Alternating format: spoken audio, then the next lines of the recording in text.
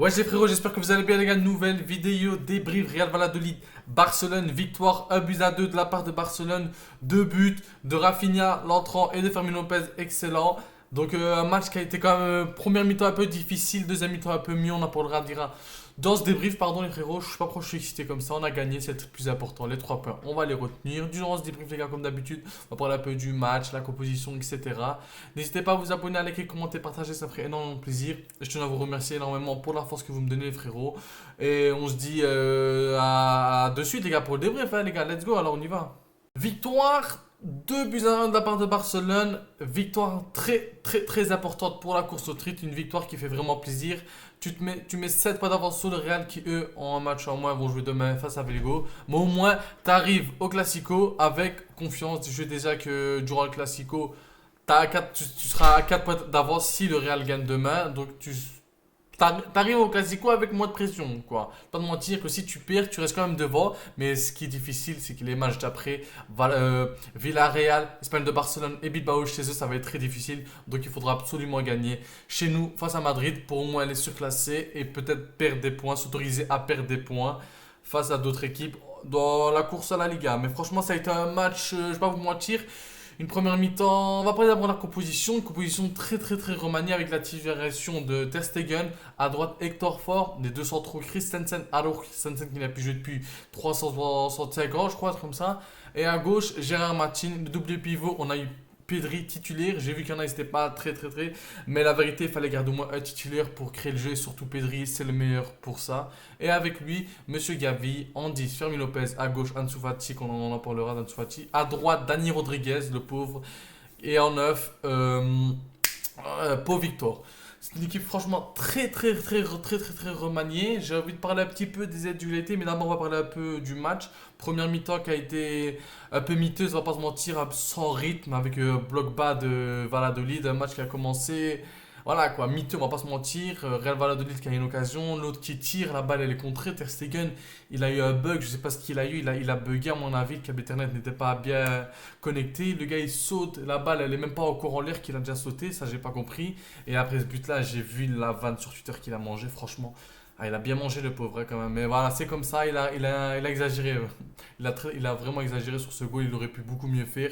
Il saute alors que la balle n'est pas encore en l'air. Et ça, franchement, heureusement qu'on a gagné. Même si par après, Ter Stegen fait des arrêts importants. Une en la dernière minute et une en face à face en première mi-temps, je me rappelle. Donc franchement, ça va. Un peu un match pardonnant entre les deux, on va dire. Ensuite, la défense. Concernant la défense, une défense. Plutôt une défense remaniée à 100% parce que c'est pas là, c'est pas cette défense là qui va jouer. Ainsi peut-être Hector, non, Hector Ford, je crois qu'il va pas jouer. Peut-être à l'autre à droite, je sais pas. Mais vraiment, quand même, pas mal remanié avec Gérard Martin à gauche. Christensen qui n'a plus joué depuis longtemps. Alors, oui, Hector Ford. Une défense pas mal solide, on va pas te mentir. Même si on a subi quelques occasions face à la pire équipe d'Europe, je crois, Real Valladolid.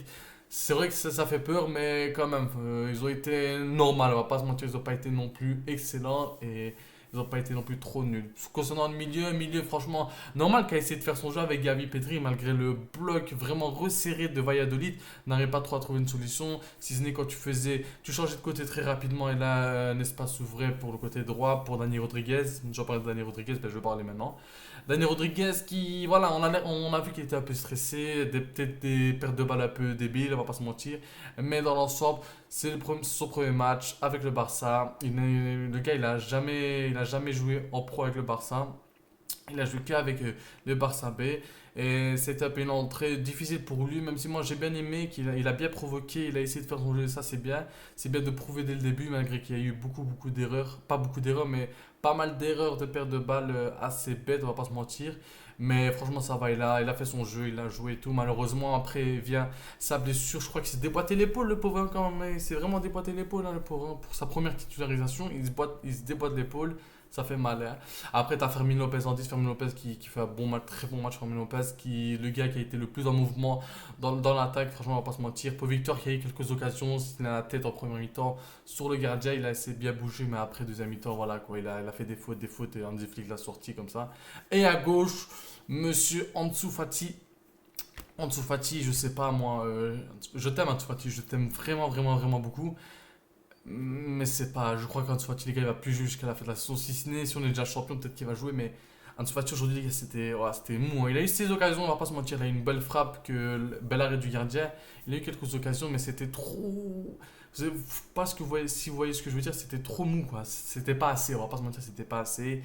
Et il manquait un truc, franchement. Il manquait de la percussion, il manquait du dribble, même si ça jouait à 5 défenseurs. Plus les 4 milieux, Valladolid, c'était très, très, très, très difficile. Mais il fallait quand même du petit piment pour alimenter cette attaque. Maintenant, deuxième mi-temps qui est quand même pas mal. Franchement, une deuxième mi-temps meilleure, notamment avec les entrées pas de Olmo, de Frenkie de Jong et de Rafinha. Rafinha qui a apporté énormément en attaque. On a bien vu le gars, il est venu en attaque, il a marqué directement. Il a apporté, mais vraiment magnifiquement en attaque. Et quand je revois Rafinha comme ça, moi ça me fait plaisir. C'est vrai que c'est contre une équipe de Valladolid, les 20e, mais ça peut déjà le remettre en confiance face à l'Inter, puisqu'on n'a pas oublié face à l'Inter. Ça n'a pas été son meilleur match, malgré qu'il a été décisif avec son super goal et sa passe décisive. Mais ça fait vraiment plaisir de voir Rafinha. Il rentre, il marque, il est décisif. Ça fait vraiment plaisir. Merci Rafinha, je t'aime. Concernant Lamine Yamal, lui il rentre en première mi-temps. Et franchement, Lamine Yamal, messieurs, mesdames, madame, messieurs, ah, vous avez compris. Quel joueur, franchement. Le gars, il rentre, il s'est chauffé une minute, il rentre, il fait du sale sur son côté. Il les a tous tués, surtout en deuxième mi-temps. Et là, il a été vraiment en mouvement, bam, bam, bam. Il les a tous mangés, dribble. Magnifique. Il les a mangés. Tous. Tous, tous, tous. Maintenant, franchement, ça fait vraiment, vraiment, vraiment, vraiment plaisir de voir Lamine Yamal comme ça. Lamine Yamal qui n'était même pas. Je sentais qu'il était même pas à 100%. Pourtant, il était là, il driblait, il faisait. On voyait qu'il avait un peu facile sans manquer de respect à Valladolid. Et franchement, on va pas se mentir, on va pas manquer de respect à Valladolid. Mais il avait quand même un peu facile et ça fait plaisir de voir Yamal comme ça, qui change pas, qui est sur 2 matchs magnifiques. J'espère que le prochain match sera décisif et qu'il va essayer l'être, puisqu'on a besoin d'aller Yamal mardi face à l'Inter, le match le plus important. On se retrouvera pour bien sûr l'avant-match lundi, hein, déjà après-demain. Maintenant, deuxième mi-temps qui a été beaucoup mieux pour le Barça. Les occasions ont été créées, notamment après le premier but de Rafinha, où là, ils se sont plus montrés Real Valladolid, où il y a eu beaucoup plus d'espace. Et notamment, je passe au deuxième goal. Franchement, j'aimerais parler un peu de l'action du deuxième goal, où c'est Gérard Martin. Gérard Martin, les gars, il a fini homme du match. Pour ceux qui ne me croient pas, allez voir, il a fini homme du match, Gérard Martin. Et on va pas se mentir, sur sa deuxième mi-temps, il est bien meilleur. Et franchement, il a très bien joué, on va pas se mentir. Deuxième mi-temps, il a bien joué, mais la première mi-temps, c'était à yaourt nature, sans goût. Pour une sèche, tu prends yaourt nature, ben, tu peux prendre Gérard Martin. Première mi-temps, il n'y avait pas de dribble, il n'y avait pas de centre, il n'y avait rien du tout. Le gars, il driblait pas, il faisait rien, il contrôle, passe. Et deuxième mi-temps, ça a été beaucoup meilleur. La preuve, il met une passe décisive. Et il a deux doigts de mettre une autre passe décisive pour la Yamal qui tire sur le joueur. Maintenant, c'est franchement Gérard Martin, bien joué à lui pour sa deuxième mi-temps. Elle a été bonne, il a mis une passe décisive, franchement. Et bien joué à lui, franchement, bien joué, bien joué, bien joué. Et l'entrée de Dani Olmo, Eric Garcia qui est rentré, qui a normalement bien joué et tout, tranquille. On voit qu'ils n'étaient pas tous à 100%, et qu'ils étaient beaucoup plus concentrés. Ah, ils avaient bien la tête pour mardi. Maintenant, je me parle aussi de l'entrée de Dani Olmo. Olmo qui a fait pas mal d'entrées, franchement, qui a été là, pas mal. On l'a. Dès qu'il est rentré, pendant 10 minutes, je vais pas vous mentir, je ne l'ai pas vu, il était vraiment refermé. En même temps, quand il a commencé à avoir de l'espace, là, Dani Olmo, il a pu se découvrir avec notamment des contrôles et tout. Il a été chercher quand même 2 coups francs, et ça, c'est bien. Il en a tiré un sur le mur, et les 2 autres, Rafinha qui a tiré pas mal, franchement, il était pas loin. Mais le seul coup franc qui a été cadré, c'est celui d'Dani Olmo. Mais sinon, Olmo, une entrée normale, quoi, on va pas se mentir. Il n'est pas rentré pour tout bombarder. Il a bien joué, franchement, bravo à lui. Et voilà, franchement, une équipe du Barça très très remaniée. Une première mi-temps un peu miteuse, deuxième mi-temps bien meilleure. Maintenant, on va pas se mentir, on avait l'impression qu'ils avaient tous la tête à l'Inter. Le match le plus important de la saison, peut-être. Et voilà, les gars, je crois avoir fait le tour de tous les gars. Je tenais à vous remercier énormément pour la force. Les gars, n'hésitez pas à vous abonner, commenter, liker, partager. Ça ferait énormément, énormément, énormément plaisir, les frérots. Je tenais à vous remercier pour tout aussi. Donc, moi, les gars, je vais vous laisser. J'espère que vous avez kiffé ce débrief. On se retrouve pour l'avant-match.